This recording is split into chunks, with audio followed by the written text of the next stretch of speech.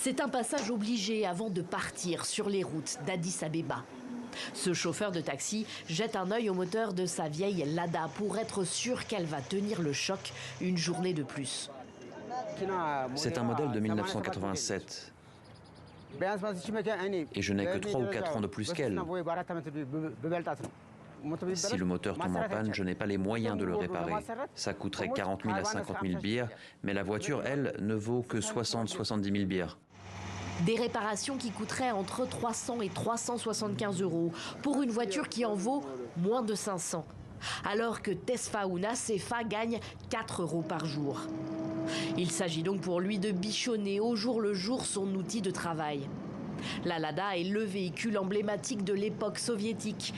Elle a connu ses heures de gloire en Éthiopie dans les années 1970-80, lorsque le pays était dirigé par le Derg, un régime militaire d'inspiration marxiste, alors proche de Moscou.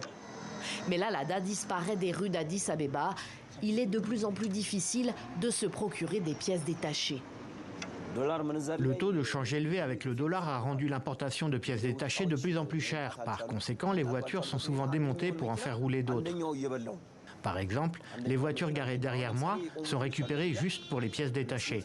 Pour réparer cette voiture, je récupère des composants de véhicules démontés, car les pièces neuves ne sont tout simplement pas disponibles. Les Lada restent les reines du marché d'Addis Abeba. Leurs chauffeurs ne rechignent pas à embarquer des kilos de fruits et légumes sur le toit. Il existe des voitures modernes qui offrent des services de type VTC, mais elles servent à quoi? Seulement au transport de personnes. Elles ne sont pas utilisées pour transporter certains matériaux ou des biens. Les Lada, si.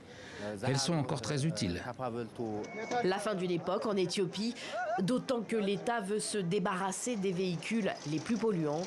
Il bannit depuis cette année l'importation de véhicules thermiques.